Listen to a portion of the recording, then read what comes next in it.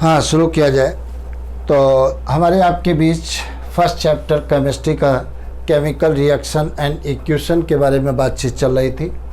Chemical reaction and equation, chemical reaction और equation को मैंने बताया था। इक्वेशन की बात करते हैं तो तीन प्रकार से हम राइटिंग कर सकते हैं इक्वेशन को।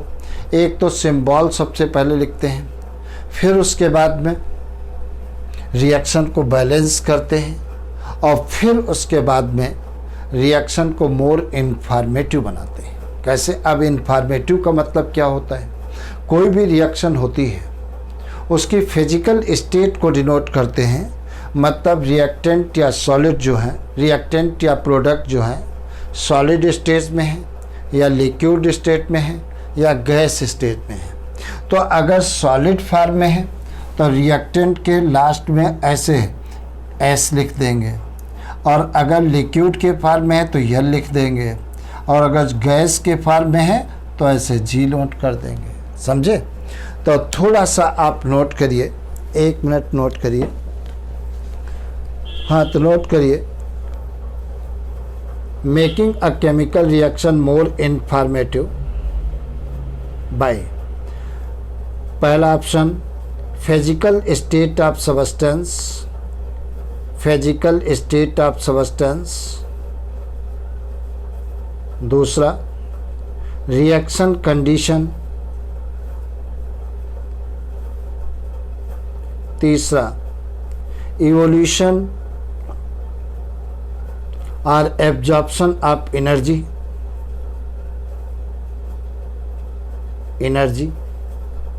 और चौथा kinetics of the reaction, kinetics of the reaction.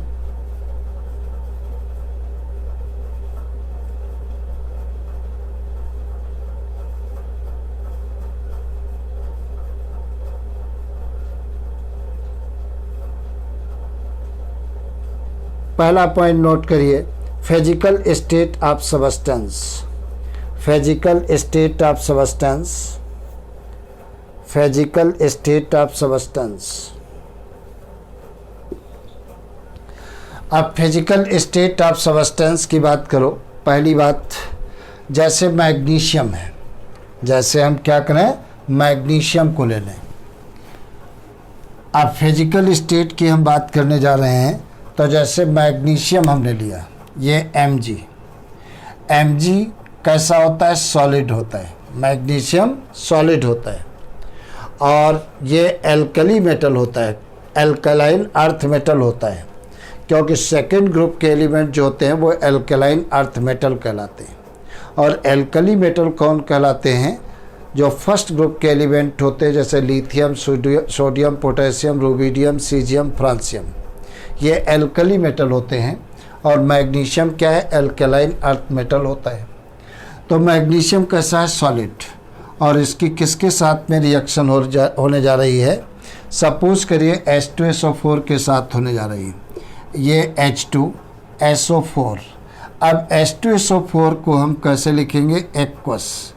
अब एक बात तुमको और बता दें, H2SO4 को क्या कहते हैं? सल्फ्यूरिक एसिड कहते हैं। सॉल्यूशन कैसे बनाते हैं H2SO4 का? हम पानी लेते हैं और पानी में बूंद बूंद करके H2SO4 डालते हैं, क्योंकि रिएक्शन एक्जोथर्मिक होगी। अगर एकदम डाल देंगे H2SO4 तो ब्लास्ट हो जाएगी, और ब्लास्ट होगा तो वो H2SO4 हमारी बॉडी पर आकर पड़ जाएगा, तो हानि हो सकती है। इसलिए पानी के अंदर बूंद बूंद करके H2SO4 मिलाते हैं। कभी भी पानी H2SO4 में नहीं मिलाते हैं, H2SO4 पानी में मिलाते हैं। ये बात तुम्हें याद रखना है। तो ये पानी में मिलाया H2SO4 तो एक्वस सोल्यूशन हो गया। तो AQ का मतलब एक्वस सोल्यूशन। अब जब ये दोनों रिएक्ट करेंगे, जब ये रिएक्ट करेंगे तो इसका Mg और SO4 दोनों आपस में रिएक्ट कर जाएंगे, तो क्या बन जाएगा? ये बन जाएगा MgSO4 बन जाएगा, MgSO4 बन गया। और ये भी कैसा है? एक्वस मीडियम है। और प्लस क्या बनेगी? हाइड्रोजन गैस बनती है, और गैस हमने बताया ऊपर की तरफ उठती है। तो इस प्रकार से मैग्नीशियम H2SO4 के साथ रिएक्ट करके क्या बनाता है, MgSO4 बनाता है, और प्लस क्या बनता है, H2 बनता है। क्या बनता है, H2 बनता है। अब देखा जाए क्या होता है, तो ये मैग्नीशियम ये रिएक्शन हो गई। तो ये रिएक्शन देखिए फिजिकल स्टेट, और यहाँ पर ये गैस है, तो यहाँ पर ब्रैकेट में हम क्या नोट कर दें, G नोट कर दिया। और ये गैस है तो सिंबल कहाँ पर लगाओगे, ऊपर की तरफ लगाओगे।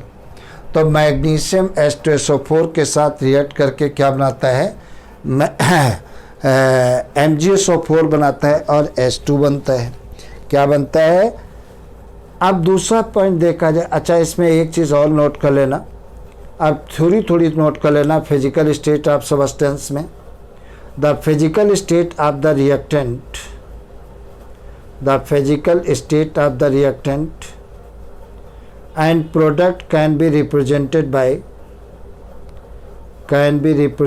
by using the symbol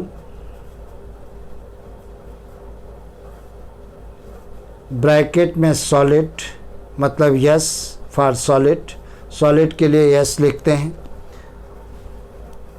comma bracket में small l for liquid, comma bracket में small g for gas, and bracket में AQ ब्रैकेट बंद for aqueous solution along with their respective formula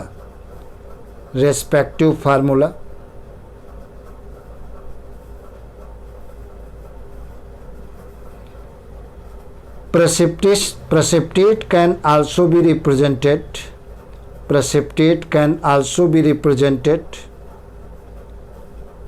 by using an arrow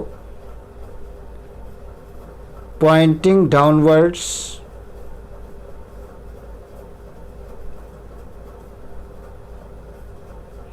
instead of using symbol S.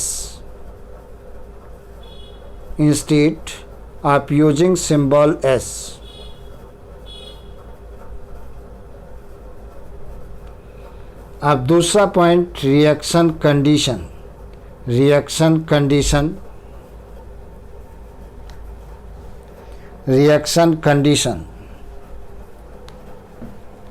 अब reaction कैसी condition में हो रही है। जैसे मान लेते हैं ये नाइट्रोजन है, ये सपोज करिए ये N2 है। नाइट्रोजन क्या है, गैस, ये तो G मैंने नोट कर लिया, गैस के लिए मैंने बताया G लिखा जाता है।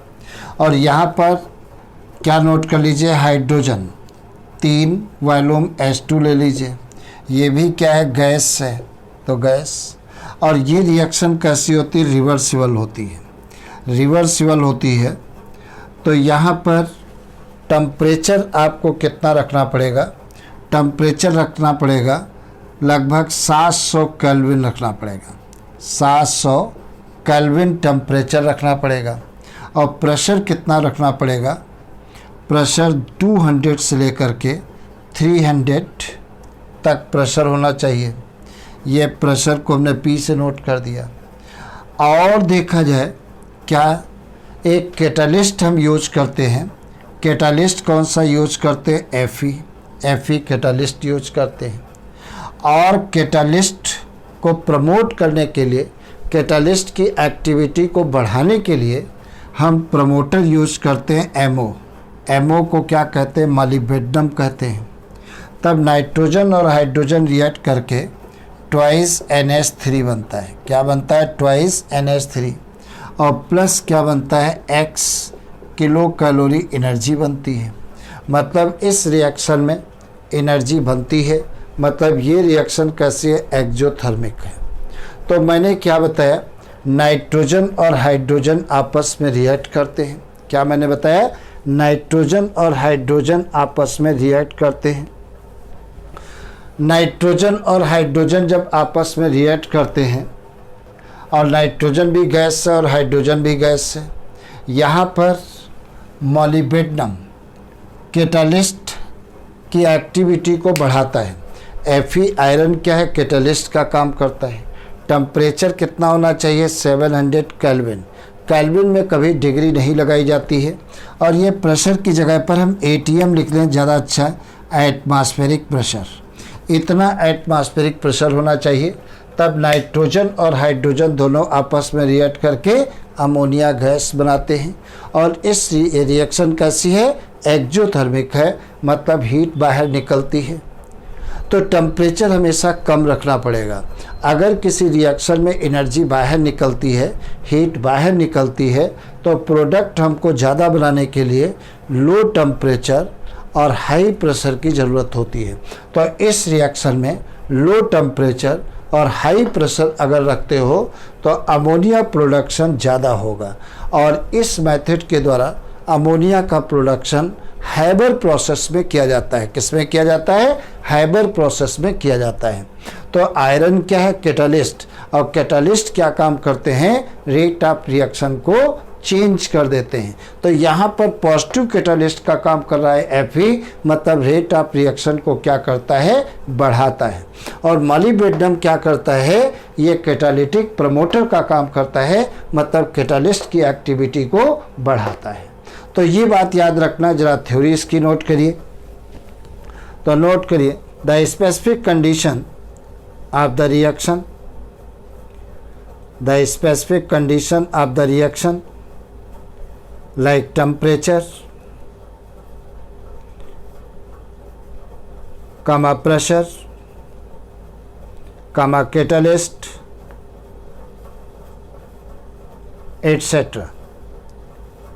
are written above or below the arrow in the equation, written above or below the arrow in the equation.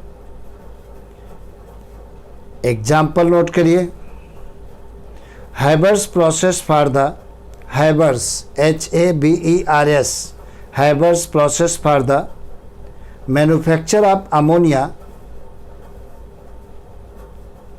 required temperature 750 Kelvin, 750 Kelvin, pressure 200 to 300 atm,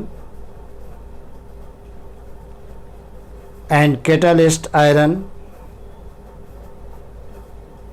with molybdenum as promoter, with molybdenum as promoter, as promoter,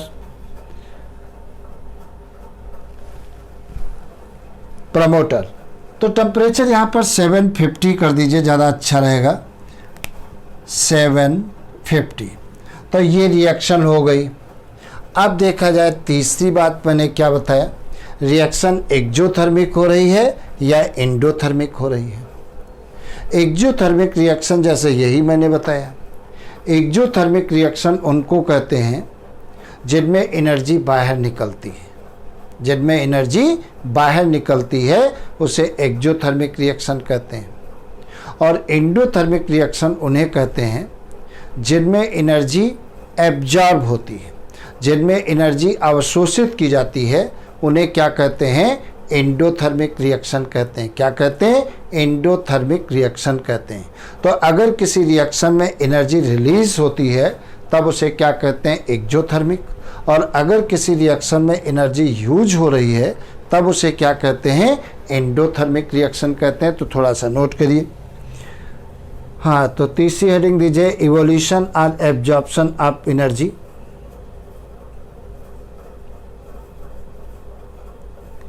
इसमें note कर लेना, evolution of heat bracket में exothermic, bracket बंद, and absorption of heat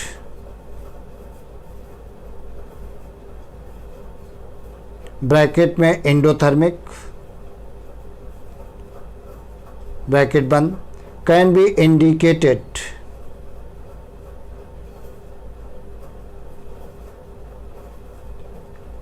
by writing, bracket में note करिए, plus heat, bracket बंद, on the right hand side,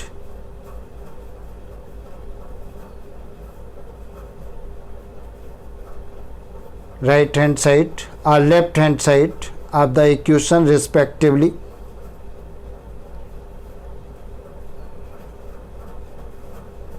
example note करिए। Burning of carbon in presence of air, burning of carbon in presence of air is called exothermic reaction. Like देखा जाए जैसे carbon है, ये oxygen के साथ में बर्न होती है तो क्या बनता है, CO2 बनती है। और जब CO2 बनती है प्लस ये हीट बाहर निकलती है तो ये रिएक्शन कैसी है, एक्सोथर्मिक है। तो कार्बन को जब ऑक्सीजन के द्वारा बर्न किया जाता है तो CO2 गैस बनती है और हीट बाहर निकलती है। तो ये रिएक्शन कैसी है, एक्सोथर्मिक रिएक्शन है। दूसरा पॉइंट नोट करिए। Mercuric acid decompose, mercuric acid decompose into mercury and oxygen. This reaction is endothermic. This reaction is endothermic. अब देखा जाए मर्क्यूरिक ऑक्साइड के बारे में बात की जाए तो मर्क्यूरिक ऑक्साइड का फार्मूला क्या है, HgO होता है। HgO को क्या कहते हैं, मर्क्यूरिक ऑक्साइड कहते हैं। और ये डिकम्पोज कर रहा है, मतलब इसमें हीट के द्वारा इसे तोड़ा जाता है, तब क्या बनता है, ट्वाइस Hg बनता है और प्लस क्या बनता है, O2 बनता है। तो ये मरकरी है, ठीक है। ये रिएक्शन कैसी है, एंडोथर्मिक है। कैसी है, एंडोथर्मिक, एंडोथर्मिक रिएक्शन है, रिएक्शन है। और ये वाली रिएक्शन कैसी है, एक्सोथर्मिक, एक्सोथर्मिक रिएक्शन। ये रिएक्शन कैसी है, एक्सोथर्मिक रिएक्शन। तो तुम्हें दोनों रिएक्शन याद रखना है। तो पहली रिएक्शन कौन सी है, इसमें हीट देखो इवॉल्व हो रही है। तो अगर कोई रिएक्शन है जिसमें हीट इवॉल्व होती है तब उसे क्या कहते हैं, एक्सोथर्मिक कहते हैं। और अगर कोई रिएक्शन ऐसी है जिसमें हीट एब्जॉर्ब की जाती है, हीट ग्रहण की जाती है, तब उसे क्या कहते हैं, एंडोथर्मिक रिएक्शन कहते हैं। नंबर चौथी हेडिंग दीजिए, kinetics of the reaction, kinetics of the reaction, kinetics of the reaction. Kinetics of the reaction का मतलब रिएक्शन कितनी तेज हो रही है। अगर जो रिएक्टेंट की एनर्जी ज़्यादा है तो रिएक्शन फास्ट होगी, और अगर रिएक्टेंट के पास एनर्जी कम है तो रिएक्शन स्लो होगी। दूसरी बात देखा जाए, नोट करके एक पॉइंट नोट करिए नीचे, the method discuss above is called, the method discuss above is called hit and trial method. ये जो मेथड हमने डिस्कस किए हैं उन मेथड को क्या कहते हैं, हिट एंड ट्रायल मेथड कहते हैं। क्या कहते हैं, हिट एंड ट्रायल मेथड कहा जाता है। नंबर अगली हेडिंग दीजिए, importance of a chemical equation, importance of a chemical equation. These are following, these are following. पहला पॉइंट नोट करिए, a chemical equation gives us information about the substance participating in a chemical reaction. दूसरा point, it inform us about the symbol and formula of all the substance involved in a particular reaction.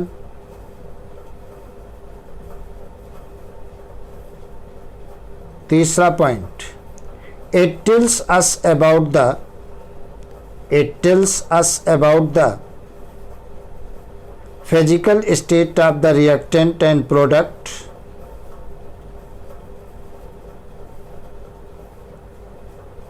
चौथा point, It gives us information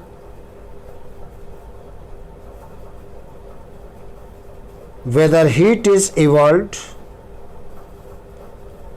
or absorbed during a chemical reaction. पांचवा point, it ensures us that number of atom present in reactant